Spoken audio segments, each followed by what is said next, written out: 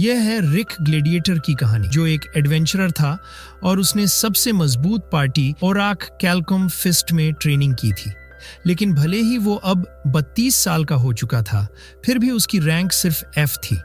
इसका कारण था कि उसने 30 साल की उम्र में एडवेंचरर के रूप में रजिस्टर किया था। 2 साल बीत चुके थे और अब वो ई रैंक प्रमोशन एग्जाम देने के काबिल हो चुका था। एग्जाम के दिन रिक की मुलाकात अलीसा से हुई, जो पहले एक दूसरे गिल्ड ब्रांच में रिसेप्शनिस्ट थी और रिक के साथ काम कर चुकी थी। जब वे बातें कर रहे थे तभी एक शराबी एडवेंचरर अलीसा के पास आकर उसे डेट पर चलने को कहने लगा। ये बंदा बार बार अलीसा को परेशान करने लगा, तो रिक ने उसकी मदद की और बस हल्के से उसकी छाती पर थपथपाकर उसे सोने भेज दिया। रिक ने बस इतना कहा कि हो सकता है बंदे ने ज्यादा पी ली हो। इसके बाद उसने अलीसा को कुछ सलाह दी और एग्जाम टिकट ले लिया, जिस पर उसका बैड लक वाला नंबर था। जब रिक बाहर निकला तो रियोनेट ने तुरंत उसकी चिंता भरी शक्ल को नोटिस कर लिया। गिल्ड के अंदर बाकी एडवेंचरर्स ने भी देखा कि रिक ने असल में क्या किया था। जल्द ही प्रमोशन एग्जाम शुरू हुआ। जब उनकी माना मैजिक पावर चेक की जा रही थी तो रिक का स्कोर F- आया। इस पर बाकी लोग उस पर हंसने लगे, लेकिन थोड़ी देर बाद क्रिस्टल बॉल अचानक टूट गए। अब बारी थी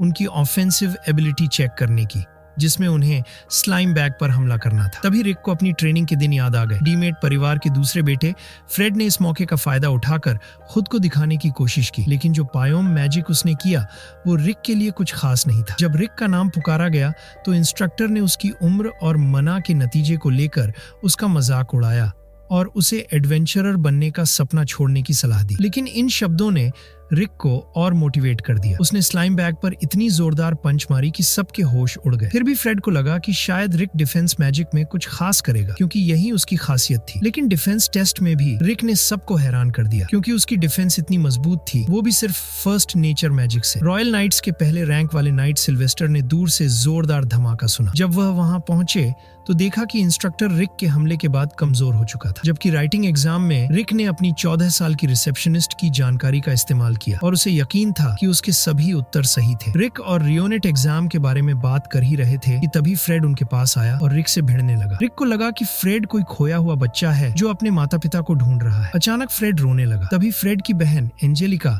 जो डमट परिवार की पहली बेटी थी, वहां आई और उसने रिक को डुअल के लिए चैलेंज करती है। रिक का इस सब में कोई मन नहीं था, लेकिन उसे ये नहीं पता था कि चैलेंजर का ग्लव उठाना मतलब चुनौती स्वीकार करना होता है।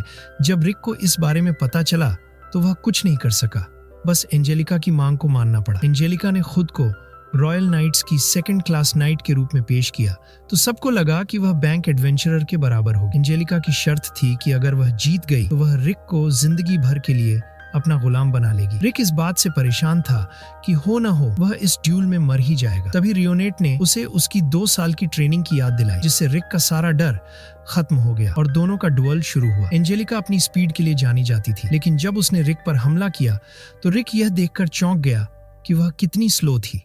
उसे लगा कि उसकी नॉर्मल दौड़ने की स्पीड भी एंजेलिका से तेज है, इसलिए वह उसके हमले को आसानी से बच गया। एंजेलिका को लगा कि रिक सिर्फ किस्मत से बच गया, इसलिए उसने दोबारा हमला किया, लेकिन इस बार वह खुद ही एक पत्थर पर गिर पड़ी। फिर उसने ब्लिंक स्टेप लॉर्ड का इस्तेमाल करने का फैसला किया, जो उसके फर्स्ट अटैक से 3 गुना तेज था। लेकिन रिक को वह फिर भी स्लो लगा और उसने उसे फिर से चकमा दे दिया। एंजेलिका को पता था कि वह इस मूव का इस्तेमाल सिर्फ 2 बार कर सकती है, लेकिन उसने फिर कोशिश की और फिर नाकाम रही। जब उसने तीसरी बार हमला किया तो इस बार वह खुद अपने पैरों से लड़खड़ा गई, लेकिन रिक ने तुरंत पलटवार किया। रिक का हमला इतना जोरदार था कि एंजेलिका को लगा कि अगर वह गलती से न गिरी होती तो वह जरूर कुचली जाती। डर के मारे उसने तुरंत हार मान ली और कोई बहाना ढूंढने लगी ताकि रिक को उसकी घबराहट का पता न चले। वह जाने ही वाली थी, तभी रिक को उनकी शर्त याद आ गई। एंजेलिका दौड़कर भाग गई और ये स्पीड उसकी लोडेड टेक्निक से भी तेज थी। इसके बाद रान ने रिक को बताया कि ब्रून और बाकी लोग भी उसके अगले एग्जाम को देखने आ रहे थे। जल्द ही एग्जाम के पहले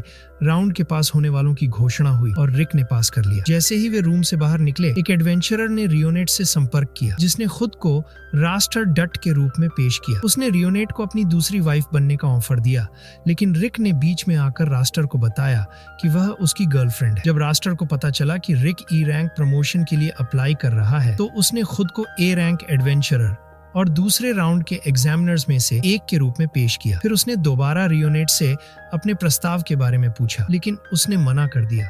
और कहा कि वह और रिक पहले से ही मंगेतर है। ये सुनकर राष्ट्र गुस्से में आ गया और रिक को वार्निंग दी कि अगर वह उसका एग्जामिनर बना तो वह उसे बहुत तकलीफ देगा। रात हो गई, लेकिन राष्ट्र अभी भी इस बात को पचा नहीं पा रहा था कि एक औरत ने उसे ठुकरा दिया। अचानक एंजेलिका और फ्रेड, जो राष्ट्र के भाई बहन थे, उसके पास आए और उन्होंने रिक से मिली शर्मिंदगी के बारे में बताया।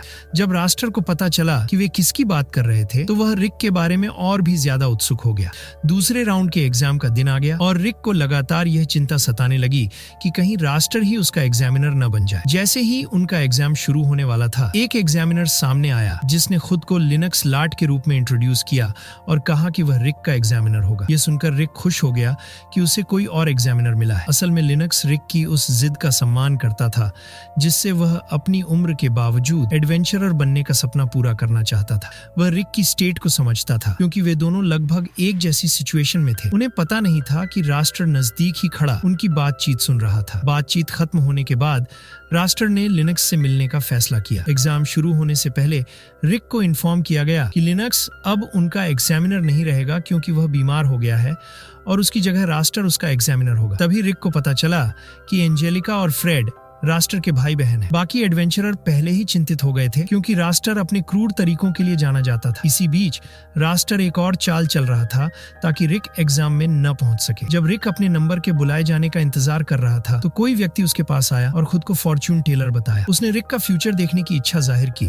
और रिक ने सोचा कि इसमें कोई हर्ज नहीं है तो वह मान गया। लेकिन जैसे ही वह बैठने लगा, वह कुर्सी जादुई निकली और उसमें टेलीपोर्टेशन मैजिक था। रियोनेट को जब तक इसका पता चला तब तक बहुत देर हो चुकी थी। वह फॉर्च्यून टेलर फ्रेड निकला और रियोनेट के गुस्से के डर से उसने तुरंत बता दिया कि रिक ज्यादा दूर नहीं गया है। रिक को वेन्यू के बाहर टेलीपोर्ट कर दिया गया था और थोड़ी देर बाद डिरुट परिवार के एलीट गार्ड्स उसके पास आए। उनकी ताकत बी रैंक और ए रैंक एडवेंचरर के बराबर थी, जिससे रिक को लगा कि यह शायद उसका एंड हो सकता है। लेकिन इससे पहले कि वे उस पर हमला कर पाते, ब्रस्टन और बाकी लोग अचानक वहां आ गए। उन्होंने पूछा कि रिक वहां क्यों है और रियोनेट उसके साथ क्यों नहीं है। रिक ने उन्हें समझाने की कोशिश की कि वह बस वार्म अप कर रहा था। रिक ने दुश्मनों को यह भी चेतावनी दी कि वे वहां से चले जाएं, क्योंकि वह जानता था कि उनके साथ क्या हो सकता है। लेकिन उन्होंने उसकी बात नहीं मानी और ब्रोन पर हमला कर दिया। दुश्मनों के इस हरकत का फायदा उठाते हुए मेजेट ने भी अपने नए आविष्कार का इस्तेमाल किया। दूसरी ओर दुश्मनों ने एलिसा रेड को बंधक बनाने की कोशिश की, लेकिन उन्होंने यह उम्मीद नहीं की थी कि वह अपनी ताकत दिखाएगी। ये तब हुआ जब एलीट गार्ड्स के लीडर को यह एहसास हुआ कि वे फेमस रैंक और कैल्कम फिस्ट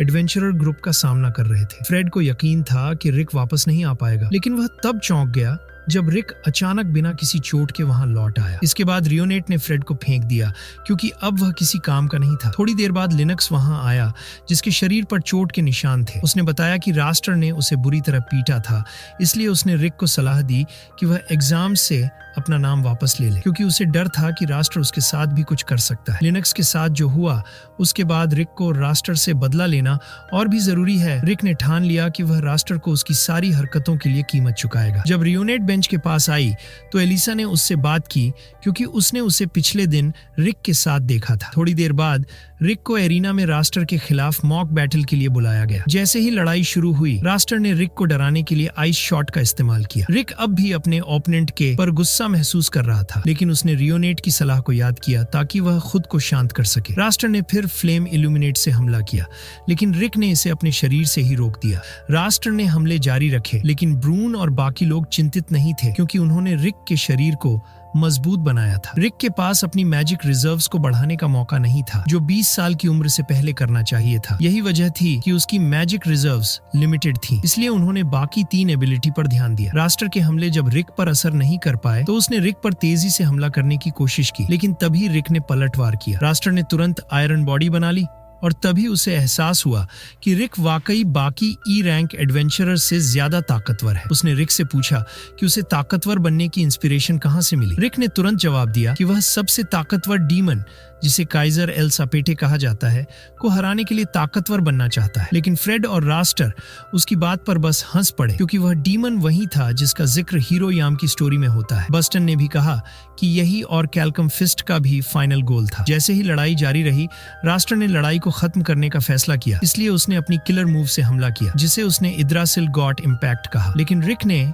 इसे अपने लेवल 1 एयर शॉट से रोक दिया। रास्टर ने सोचा कि उसने लड़ाई जीत ली, लेकिन वह तब हैरान रह गया जब उसकी आर्मर टूट गई। इसी वजह से रिक उसे हरा सका और यह देखकर बाकी दर्शक हैरान रह गए। कुछ घंटों बाद जिन लोगों ने एग्जाम पास की थी उनके नंबर अनाउंस किए गए। जब रिक अपने नंबर के बुलाए जाने का इंतजार कर रहा था तो उसे अपना पास्ट फिर से याद आया। बचपन से ही उसने एडवेंचरर बनने का सपना देखा था, क्योंकि वह यामत जैसा बनना चाहता था। एक दिन जब वह चेकअप के लिए गया तो डॉक्टर ने उसमें एक रेयर मार्क पाया जो यह बताता था कि उसमें एक इनबॉर्न स्किल थी। यह सुनकर वह बहुत खुश हुआ, क्योंकि उसे लगा कि उसमें भी यामत जैसी शक्ति हो सकती है। लेकिन कुछ साल बीत गए और उसने अपनी स्किल को अब तक बाहर नहीं निकाला था, तब तक जब तक कि उसने अपनी पढ़ाई खत्म नहीं कर ली। इसलिए उसने अपने मोम और डैड की विश के अकॉर्डिंग एक अच्छी जॉब ढूंढने का फैसला किया। उसे टाइगर रोड गिल्ड में एक रिसेप्शनिस्ट के रूप में नौकरी मिल गई, लेकिन उसने अब भी उम्मीद नहीं छोड़ी कि एक दिन वह अपनी शक्ति दिखा सकेगा। कुछ साल बाद वह एलिसा के साथ काम करने लगा और कभी कभी उसकी मदद करता था। एक दिन उसका एडवेंचरर दोस्त जेड उसे मिलने आया और उसने शो ऑफ कि वह अब बी रैंक एडवेंचरर बन चुका है। जब उसने उसका बैज देखा तो उसे लगा कि वह अब अपने सपने को पूरा नहीं कर पाएगा और निराश हो गया। जब वह एडवेंचरर बनने के बारे में सोच रहा था तभी उसने एक चिल्लाने की आवाज सुनी कि एक राक्षस वहां था। वह एक वेंजफुल ट्रोल निकला और वह सोचने लगा कि वह यहाँ कैसे पहुंचा। रियोनेट अचानक उसके सामने से गुजरी, इसलिए वह तेजी से उसे बचाने के लिए दौड़ा। उसे पता नहीं था कि वह एक एडवेंचरर थी और जब उसने उसकी क्षमताओं को देखा तो वह चौंक गया। उसने उसके साथ जाने का फैसला किया और फिर उसे पता चला कि वह एक एस रैंक एडवेंचरर थी। रियोनेट तब हैरान हुई जब उसने उसे अपने एडवेंचरर बनने और काइजर एल सापेटे को हराने के सपने के बारे में बताया। उसने उससे पूछा कि क्या वह 30 साल की उम्र में भी एडवेंचरर बन सकता है। हालांकि वह उसकी बहादुरी से इंप्रेस हुई थी, फिर भी उसने साफ साफ जवाब दिया कि अब वह ऐसा नहीं कर सकता, क्योंकि उसकी एज में मैजिकल रिजर्व्स को बढ़ाना मुश्किल हो जाएगा। हालांकि यह सुनकर उसे दुख हुआ, लेकिन उसने दिखाया कि उसे कोई फर्क नहीं पड़ता और रियोनेट का शुक्रिया अदा किया। फिर उसने उसे एक दिन डिनर के लिए इनवाइट किया और उसे उम्मीद नहीं थी कि वह इसे एक्सेप्ट करेगी। उन्होंने अगले दिन मिलने का फैसला किया और यही वजह थी कि रिक का मूड उस दिन काम पर अच्छा था। शाम ढलते ही जब वह उस जगह जा रहा था जहां वह और रियोनेट मिलने वाले थे, अचानक दूर से कई मॉन्स्टर दिखाई दिए। उसने रियोनेट को उन मॉन्स्टर से लड़ते हुए देखा। और भी मॉन्स्टर आ गए, लेकिन रियोनेट ने उन्हें आसानी से हरा दिया। लेकिन थोड़ी देर बाद उसने अचानक दूर से एक ड्रैगन की प्रेजेंस महसूस की। अपने पास्ट के ट्रॉमा की वजह से वह हर बार जब भी ड्रैगन को देखती कमजोर महसूस करती थी। लकीली जेड अपने साथियों के साथ उन्हें बचाने के लिए आ गया। रियोनेट ने रिक को आने वाले ड्रैगन के लिए तैयार किया। ड्रैगन उनके सामने आ गया और उन्होंने भागने की कोशिश की, लेकिन ड्रैगन ने तुरंत एक बैरियर बना दिया। चूंकि वहां मरने की संभावना बहुत अधिक थी, रिक ने ड्रैगन से लड़ने का फैसला किया। उसने कहा कि अगर वह मरेगा तो वह एडवेंचरर के रूप में मरना चाहता है। उसकी बहादुरी को देखकर बाकी लोग भी ड्रैगन से लड़ने के लिए तैयार हो गए, लेकिन ड्रैगन इतना पावरफुल था कि उनके हमले उस पर असर नहीं कर रहे थे। फिर भी रिक ने आसानी से हार नहीं मानी। ड्रैगन ने उस पर फिर से हमला किया और तभी उसने अचानक अपनी इनबॉर्न स्किल को रिलीज कर लिया, जिसने उसे जबरदस्त पावर दी। इसके अलावा उसके साथी भी उसके शरीर के चारों ओर बहने वाली मैजिक एनर्जी देख सकते थे। जब ड्रैगन ने फिर से हमला किया तो उसने अपनी नई स्किल से उसे मार डाला, लेकिन इसके बाद वह बहुत कमजोरी की वजह से बेहोश हो गया। एक हफ्ते बाद जब उसे होश आया, लेकिन वह अभी भी अपने शरीर में दर्द महसूस कर सकता था। रियोनेट पिछले एक हफ्ते से उसकी देखभाल कर रही थी, क्योंकि वह उसे और कैल्कम फिस्ट में शामिल करना चाहती थी। रिक का काइजर एल सापेटे को हराने का ड्रीम भी उनके पार्टी का मेन गोल था। इस बार रियोनेट ने यह इंश्योर किया कि वह एडवेंचरर बन सके। रिक रियोनेट की बात सुनकर इतना खुश हुआ कि उसने बिना किसी झिझक के उसका इन्विटेशन एक्सेप्ट कर लिया। उसने प्रमोशन एग्जाम भी सक्सेसफुली पास कर लिया, जिससे वह अब एक रैंक एडवेंचरर बन गया था। एक दिन रिक ने लिंक्स का दौरा किया और चूंकि लिंक्स जल्द ही डिस्चार्ज होने वाले थे, वह रिक के साथ ड्रिंक करना चाहते थे, लेकिन वह यह रिक के स्थान पर करना चाहते थे क्योंकि वह उनकी पार्टी से मिलना चाहते थे। हालांकि रिक जानता था कि लिंक्स के साथ क्या हो सकता है। उसने उसे रोकने का ट्राई नहीं किया, लेकिन लिंक्स को सलाह दी कि वह अपने बेस्ट आर्मर का इस्तेमाल करे। इस दिन लिंक्स बिना किसी प्रॉब्लम के उनके कैसल पर पहुंचा, क्योंकि बाहर कोई मॉन्स्टर नहीं था। लेकिन उसे यह समझ नहीं आया कि उसे अपने बेस्ट इक्विपमेंट पहनने के लिए क्यों कहा गया था। उसे पता नहीं था कि समस्याएं उसे और कैल्कम फिस्ट के सदस्यों से होंगी। जब उसने ब्रॉन से बात की तो उसने उससे सीखने का मौका लिया। वह रिक की तरह ताकतवर बनना चाहता था, लेकिन उसे यह उम्मीद नहीं थी कि उसे इतनी मुश्किलें सहनी पड़ेगी। इसलिए दोपहर तक वह अपने पूरे शरीर को हिला भी नहीं पा रहा था। खाना खाने के बाद बस्टन ने लिंक्स से उन 6 मैजिक स्टोन्स के बारे में पूछने का मौका लिया, जिनका जिक्र हीरोयाम की कहानियों में था। उन्होंने सोचा कि शायद उसे कुछ जानकारी होगी, क्योंकि वह सेंट्रल में काम करता था। इस दौरान लिंक्स को यह पता चला कि और कैल्कम फिस्ट का पर्पस काइजर एल सापेटे को हराना है। ये मैजिक स्टोन सर्पिल के दरवाजे को खोलने के लिए इस्तेमाल किए जाएंगे, जहां काइजर एल सापेटे लॉकेटेड। हालांकि लिंक्स उस समय कुछ भी जवाब नहीं दे सका। उसने प्रॉमिस किया कि वह कॉन्फिडेंशियल डिपार्टमेंट में जांच करेगा। जब उन्हें मैजिक स्टोन्स के बारे में जानकारी मिली तो वे तुरंत गिल्ड गए ताकि इससे रिलेटेड वर्क को पा सके, लेकिन गिल्ड मास्टर ने उन्हें परमिशन नहीं दी, क्योंकि उनके पास केवल 3 लोग थे। उन्हें 4 लोगों की पार्टी में 2 रैंक होना जरूरी था। जब गिल्ड मास्टर ने राय को देखा तो उसने तुरंत उसे रिक के ग्रुप में ज्वाइन होने के लिए मजबूर कर दिया, ताकि वे टास्क कर सकें। जब वे उस लोकेशन के करीब पहुंचे तो राय हैरान रह गई जब उसने देखा कि वाइवर्न मौजूद है। ब्रॉन ने तेजी से उसे हरा दिया, लेकिन राय चिंतित हो गई, क्योंकि और वाइवर्न निश्चित रूप से उनकी ओर आएंगे। इस वजह से ब्रॉन ने रिक को कहा कि वह राय को वहां से ले जाए, ताकि वह उनके मुकाबले में बाधा न डाले। तभी एक बड़ा लाल वाइवर्न अचानक रिक पर हमला करने आया। रिक ने राय से कहा कि वह जितनी जल्दी हो सके भाग जाए, क्योंकि वह क्रीचर का सामना करेगा। लेकिन राय ने उसे छोड़ने से इनकार कर दिया, क्योंकि वे एक पार्टी थे और उसे पता था कि याम ऐसा नहीं करेगा। रिक ने उसे रुकने दिया और उसके लिए बैकअप के रूप में काम करने को कहा, लेकिन जैसे ही वह तैयारी कर रही थी उसने वाइवर्न को आसानी से हरा दिया। उन्होंने सक्सेसफुली एक मैजिक स्टोन हासिल कर लिया और इसकी हेल्प से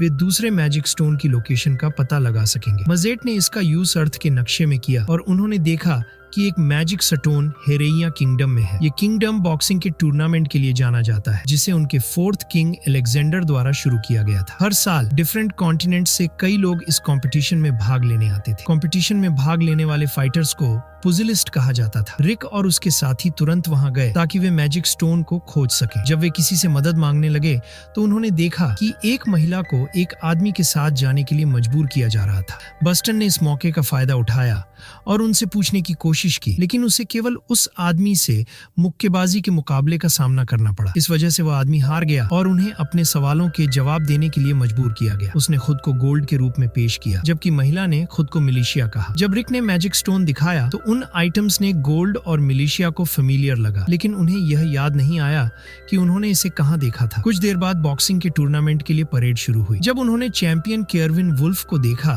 तभी उन्होंने उसकी चैंपियन बेल्ट पर मैजिक स्टोन को नोटिस किया। परेड के बाद उन्होंने और समय बर्बाद नहीं किया और तुरंत केयरविन से बात की। केयरविन ने तुरंत महसूस किया कि वे आम लोग नहीं हैं, खासकर जब ब्रून अंदर आया। ब्रून ने सीधे कहा कि वे उस मैजिक स्टोन को हासिल करना चाहते हैं जो चैंपियन बेल्ट पर है। उसने कहा कि यह मैजिक स्टोन उनके फॉर्मर मेंबर का है। जिम के मालिक ने सोचा कि बस्टन सिर्फ झूठ बोल रहा है, लेकिन केयरविन को यह एहसास हुआ कि वह सच बोल रहा है। हालांकि वह इसे बिना किसी कारण के नहीं देगा, क्योंकि यह हेरातोपिया के लोगों के लिए महत्वपूर्ण था। उसने कहा कि अगर वे इसे पाना चाहते हैं तो उन्हें मुक्केबाजी के टूर्नामेंट में जीतना होगा।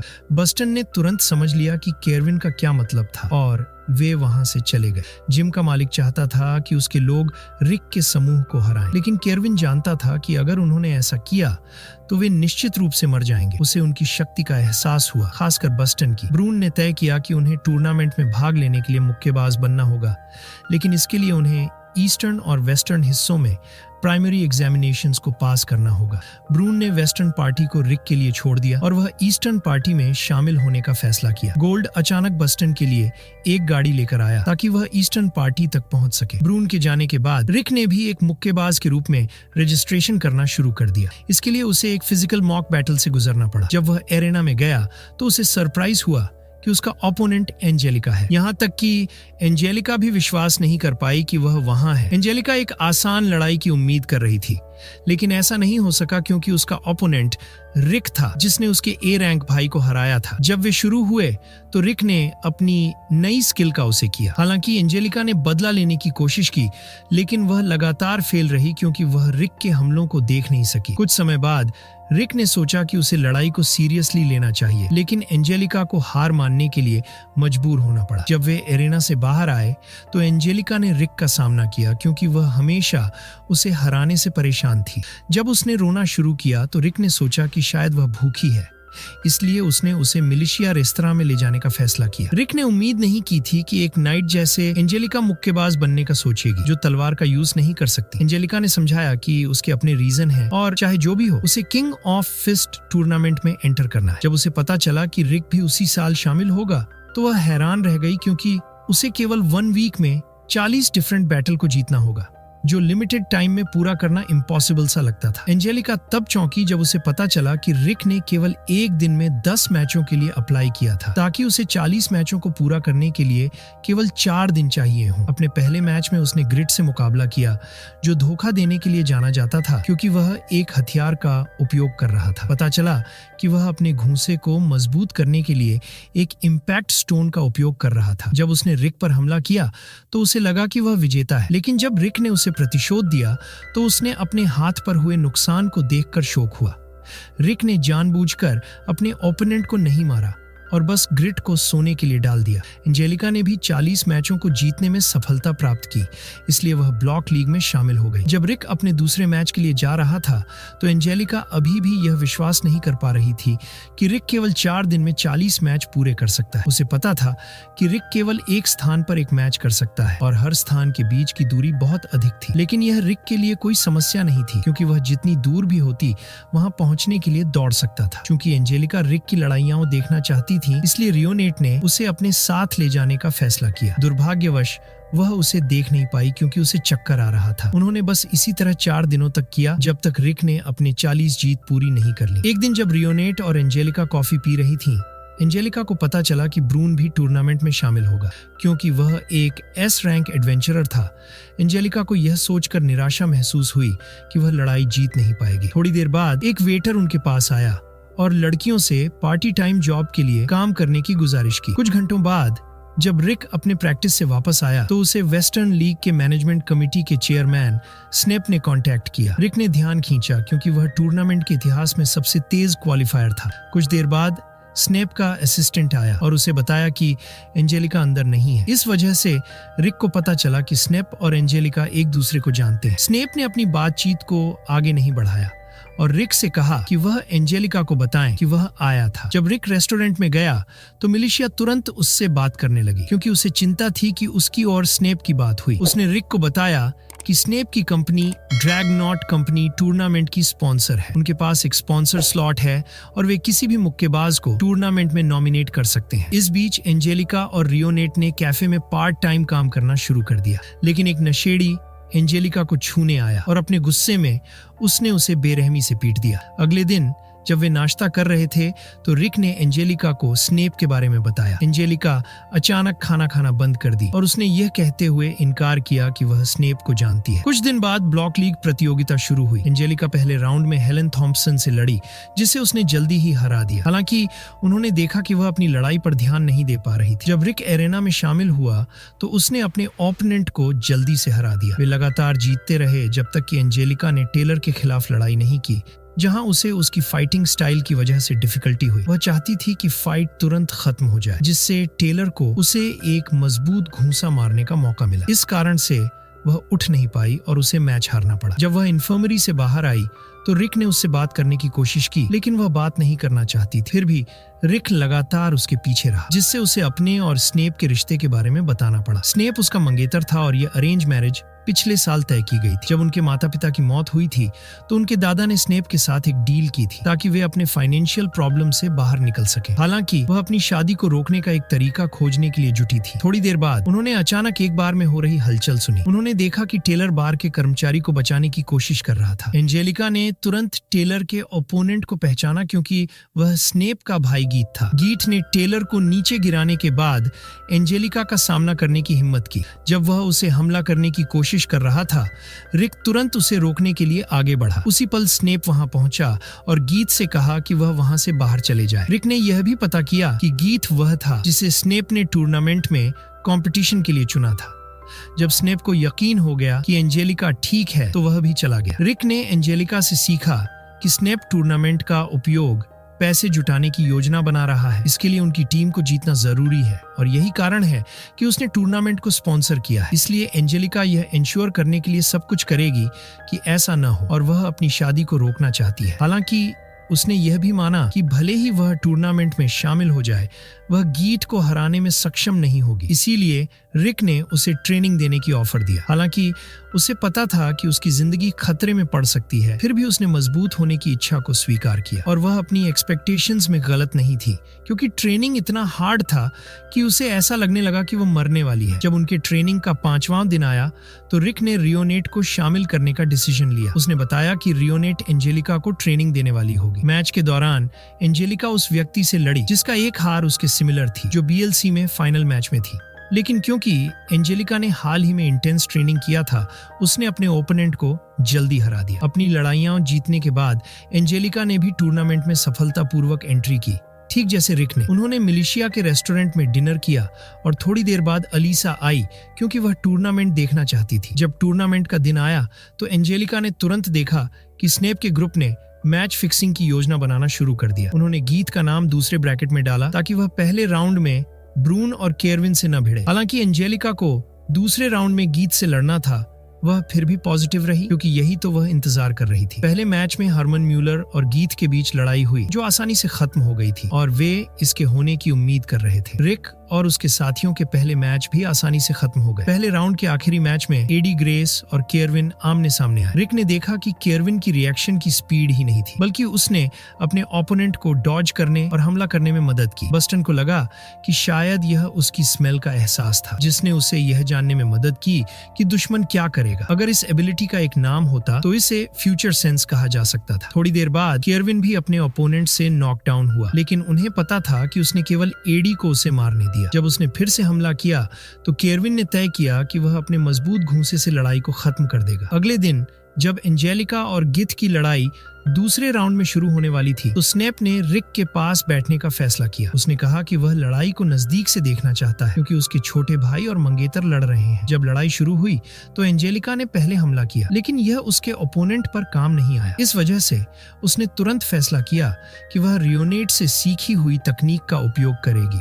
उसने फिर से थ्रेड स्लैश से हमला किया और इस बार वह गीत को घायल करने में सफल रही। उसने यह लगातार किया जब तक कि गीत परेशान होकर पलटवार नहीं कर दिया। उसने अपनी स्पीड का यूज किया ताकि वह एंजेलिका को कुचल सके। जब एंजेलिका उठी तो उसने फिर से हमला करने की कोशिश की, लेकिन वह उसे छू भी नहीं पाई और यहाँ तक कि उसकी फ्लिकरिंग भी गीत से नकल की गई। इस समय एंजेलिका गीत के हमलों से बच नहीं पाई। गीत एंजेलिका को मारने ही वाला था, लेकिन रिक ने उस पर एक जूता फेंका और गीत की हवा तुरंत घोषित हो गई ताकि वह एंजेलिका की जान को खतरे में न डाले। जब रिक एरेना में जा रहा था तो उसे गिथ मिला, जो उसका जूता उठाए हुए था। गिथ ने रिक से किए गए काम का बदला लेना चाहा, लेकिन रिक ने बस उसकी हमले से बचा लिया। रिक उसके साथ लड़ाई नहीं करना चाहता था, क्योंकि वह चाहता था कि दर्शक देखें कि वह अपनी लड़ाई में गिथ को कैसे कुचलता है। फिर उसने केवल एक घूंसे से अपने ओपोनेंट को जल्दी से हरा दिया। ब्रून ने भी अपने ओपोनेंट को हराने के लिए यही किया। केरविन ने भी इस राउंड में जीत हासिल की तो चारों सेमीफाइनल में पहुंच गए। अगली सुबह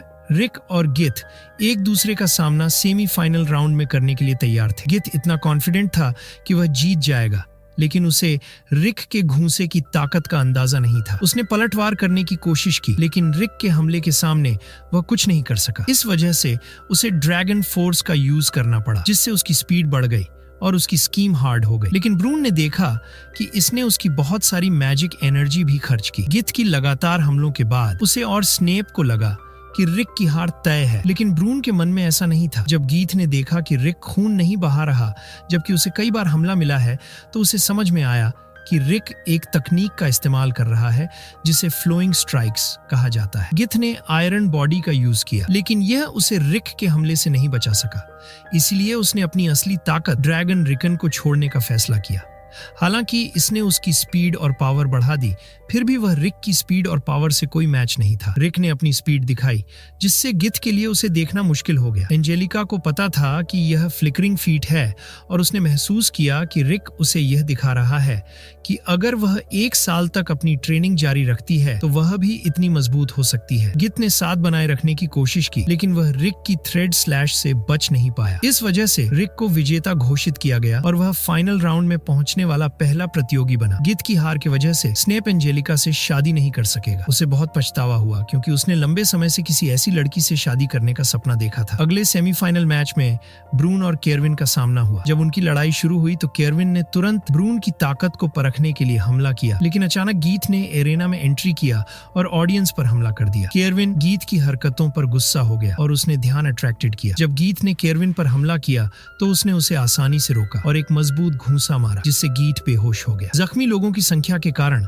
उन्होंने ब्रून और केरविन के बीच मैच को अगले दिन जारी रखने का फैसला किया। अगले दिन केरविन को यह उम्मीद नहीं थी कि ब्रून यह देखेगा कि वह अपने हमले को रोक रहा है। दोपहर में जब लड़कियां अपना खाना खा रही थीं, रिक ने जॉगिंग करने का फैसला किया। जब वह क्लेरिसा गया तो उसने केरविन को अपनी ट्रेनिंग करते हुए देखा। क्योंकि उनकी पहले की लड़ाई पोस्टपोन हो गई थी, केरविन ने इस मौके का फायदा उठाया और रिक को स्पैरिंग पार्टनर बना लिया। ब्रून की तरह रिक ने तुरंत नोटिस किया कि केरविन अपने हमले को रोक रहा था। उसे लगा कि केरविन की सेंस ऑफ स्मेल ठीक से काम नहीं कर रहा, लेकिन केरविन ने मन किया। केरविन ने उसे अपनी वजह बताई और कहा कि वह टूर्नामेंट में अपने राइवल्स को जल्दी हरा देता है। एक रात उसने अपने बॉस को उसके एक स्टाफ से बात करते सुना कि ऑडियंस की नंबर घट रही थी। ऑडियंस अब उतने एक्साइटेड नहीं थे क्योंकि उसके राइवल्स हमेशा सिर्फ एक घूंसे में हार जाते थे। इसलिए अगली टूर्नामेंट में उसने लड़ाई में हारने का इरादा किया। वह अगले ईयर फिर से चैंपियन बना, लेकिन इस बार वह अपने हमलों को रोक रहा था ताकि लड़ाई तुरंत खत्म न हो। केरविन से बात करने के बाद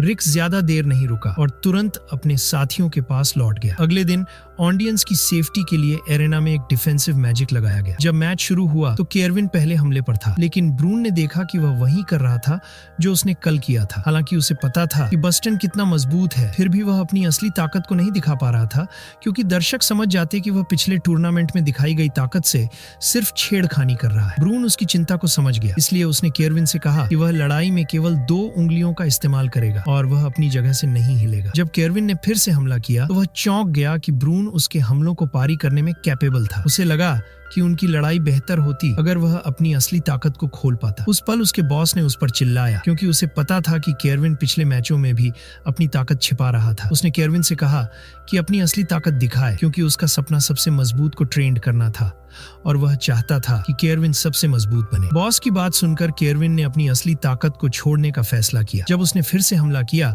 तो बस्टन ने 5 उंगलियों का इस्तेमाल किया क्योंकि वह जानता था कि उसके हमले की ताकत कितनी है। जैसे जैसे दर्शक इसे देख रहे थे, उन्होंने धीरे धीरे महसूस किया कि यह पिछले टूर्नामेंट में जो देखा था उससे अलग था। केरविन पीछे नहीं हट सका, इसलिए उसने जो कुछ कर रहा था उसे जारी रखा। उसने वायरस पावरफुल हमले किए, लेकिन बस्टन ने सभी को ब्लॉक कर दिया जब तक कि उसने एंजेल्स टीयर का इस्तेमाल नहीं किया, जिससे रिक चिंतित हो गया। रिक को चिंता ये नहीं थी कि केरविन का हमला था, बल्कि यह था कि ब्रून ने एंजेल्स टीयर का मुकाबला करने के लिए अपनी असली ताकत छोड़ने का फैसला किया। केरविन के हमले की वजह से ब्रून ने एक क्वार्टर थम्स अप दिया, ये सिग्नल देते हुए कि वह अगला हमला करेगा। तो केरविन ने भी उसकी खौफनाक ऑरा को महसूस किया। पहले हमले में केरविन को झटके के वजह से फेंक दिया गया, भले ही उसे केवल एक शॉक वेव ने मारा। जब ब्रून उसके करीब आया तो केरविन ने बार बार उस पर हमला किया, लेकिन ब्रून ने इसे बिल्कुल भी परवाह नहीं की। केरविन हैरान था कि उसका रिवॉल्व उसके सामने पहले ही आ चुका है,